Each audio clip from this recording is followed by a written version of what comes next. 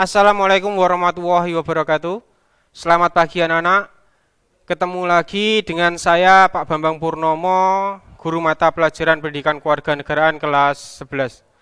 Nah, di subbab baru kali ini kita akan membahas tentang sistem dan dinamika demokrasi Pancasila. Kompetensi dasar yang saya ambil di subbab baru ini yaitu kompetensi dasar 3.2, yaitu mengekspresikan sistem dan dinamika demokrasi Pancasila sesuai dengan Undang-Undang Dasar Negara Republik Indonesia tahun 1945.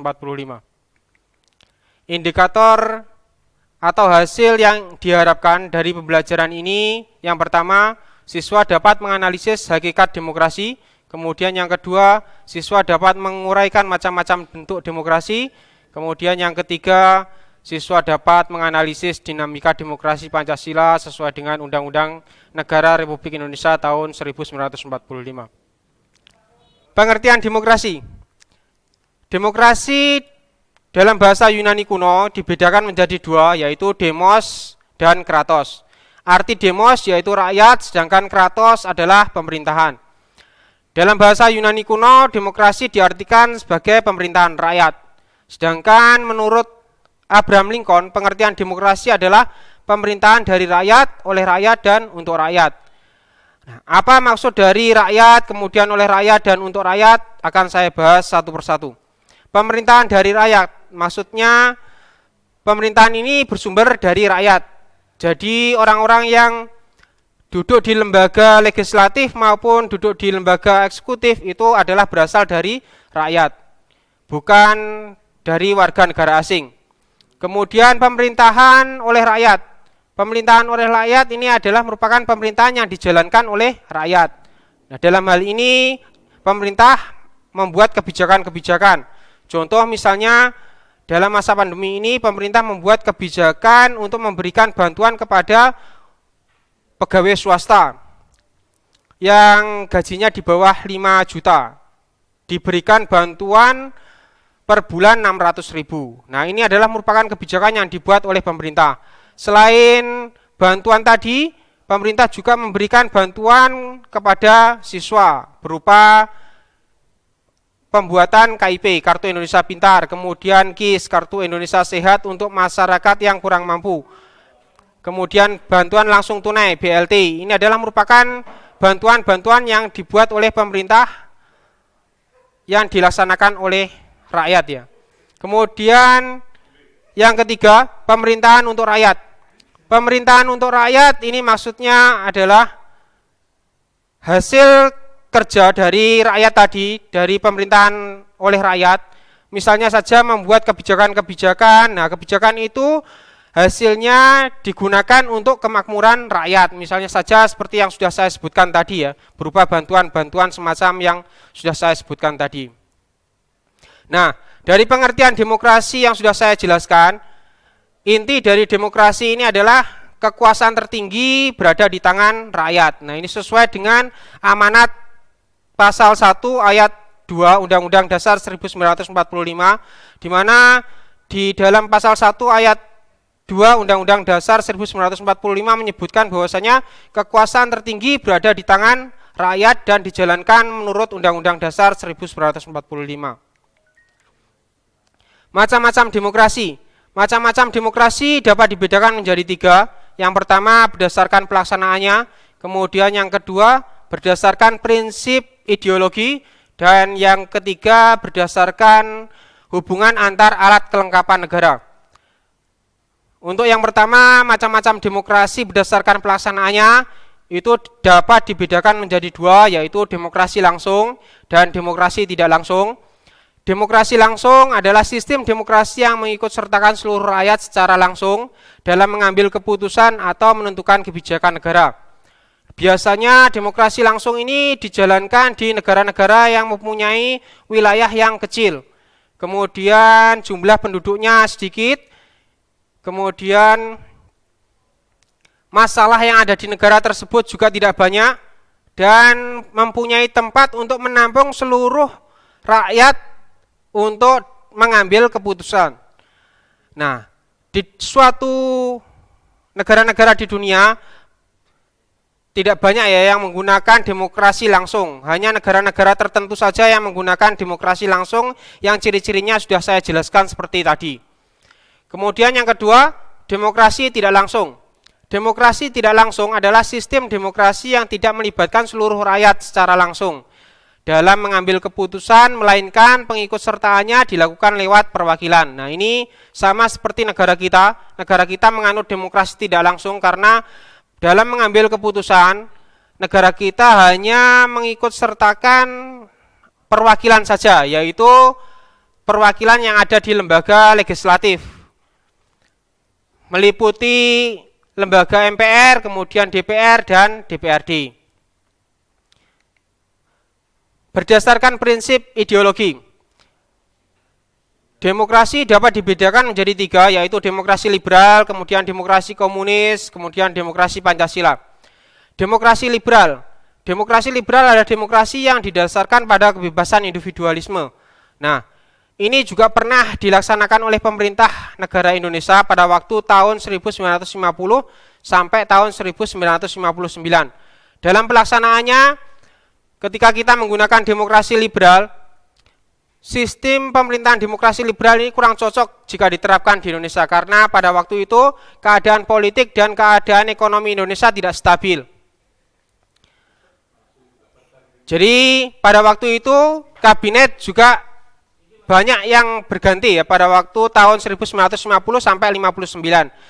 Dalam waktu 9 tahun ada 7 pergantian kabinet, dimulai dari kabinet Nasir, kemudian berganti ke kabinet Sukiman, kemudian berganti lagi ke kabinet Wilopo, kemudian berganti lagi ke kabinet Ali Sastroamidjojo I, kemudian berganti lagi ke kabinet Burhanuddin Harahap, kemudian berganti lagi ke kabinet Ali Sastroamidjojo II, dan terakhir kabinet Juanda. Nah, pergantian-pergantian kabinet ini mengakibatkan kondisi ekonomi dan kondisi politik Indonesia tidak stabil pada waktu kita menggunakan demokrasi liberal pada waktu itu. Kemudian yang kedua, demokrasi komunis adalah demokrasi rakyat yang mencita-citakan suatu kehidupan yang tidak mengenal kelas sosial. Nah, Indonesia juga pernah dimasuki oleh paham komunis pada waktu tahun 1948. Paham komunis ini dibawa oleh Amir Syarifuddin pada waktu itu karena Amir Syarifuddin adalah merupakan buronan Belanda, kemudian dia melarikan diri ke negara Uni Soviet yang berpaham komunis pada waktu itu, dan kemudian dia kembali lagi ke Indonesia pada waktu tahun 1948. Dia membawa ideologi komunis dari Rusia kemudian diterapkan di Indonesia. Nah, pada waktu itu Amir Syarifuddin menjadikan wilayah Madiun sebagai negara komunis pada waktu itu ya. Nah, akhirnya pada waktu itu pemerintah menganggap bahwasanya apa yang dilakukan oleh Amir Syarifuddin ini adalah menyalahi peraturan perundang-undangan dan menyalahi ideologi Pancasila ya. Karena ideologi komunis ini tidak cocok kalau diterapkan di Indonesia pada waktu itu. Akhirnya pada waktu tahun 1948, tepatnya pada tanggal 30 September, pemerintah melakukan upaya untuk menumpas ideologi komunis. Akhirnya ideologi komunis pada tanggal 30 September 1948 ini berhasil ditumpas oleh pemerintah, dan kemudian kembali muncul lagi pada waktu tahun 1955 ketika pada waktu tahun 1955 dilaksanakan pemilihan umum yang pertama kali di Indonesia. Nah, hebatnya lagi pada waktu pemilihan umum ternyata Partai Komunis Indonesia menempati urutan keempat pada waktu itu, sehingga dia bisa masuk di dalam kursi pemerintahan.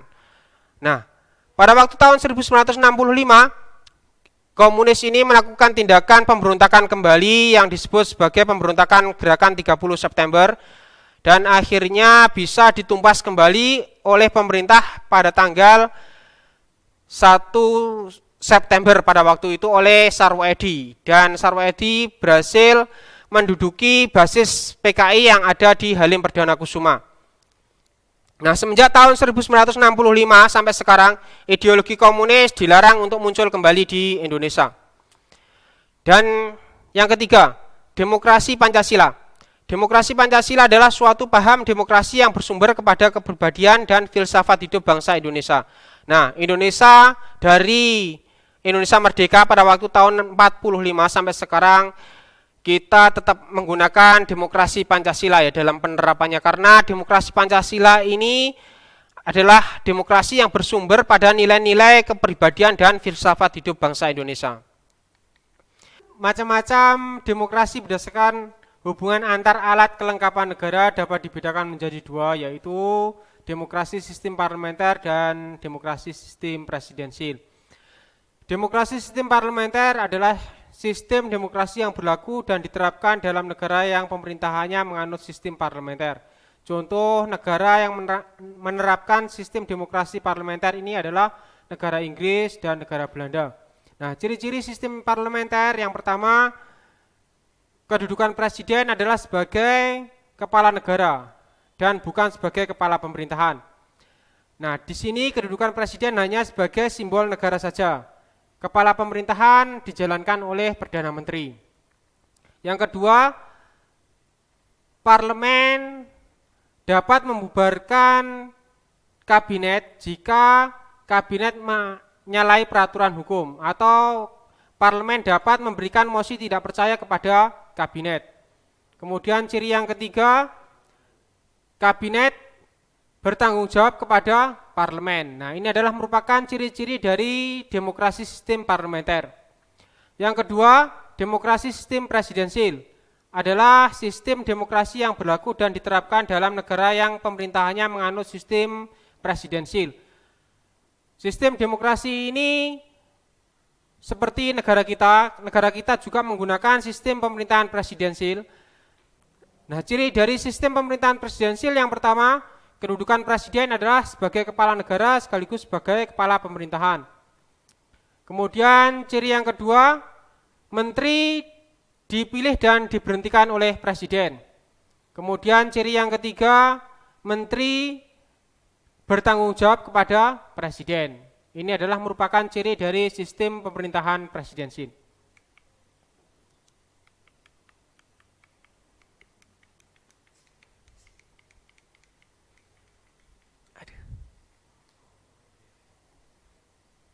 Baleni sing soi.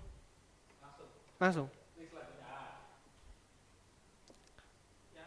Dinamika demokrasi Pancasila ini akan saya jelaskan terkait dengan demokrasi Pancasila dari periode ke periode sejak Indonesia merdeka sampai sekarang.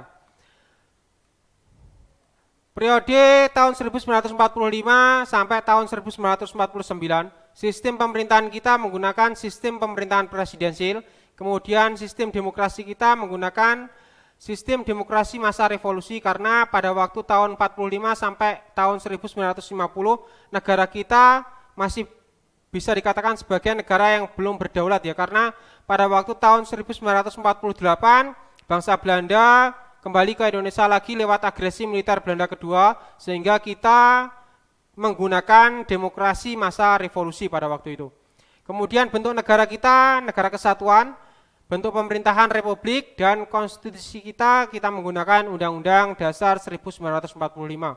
Kemudian periode kedua yaitu tahun 1949 sampai 50, negara kita sistem pemerintahannya berbeda. Bukan lagi menggunakan sistem pemerintahan presidensil, tetapi kita menggunakan sistem pemerintahan parlementer. Selain sistem pemerintahan yang berbeda, bentuk negara kita juga berbeda, bukan kesatuan tetapi serikat. Kemudian konstitusi kita juga berubah pada waktu itu, bukan lagi menggunakan Undang-Undang Dasar 1945, tetapi kita menggunakan konstitusi RIS.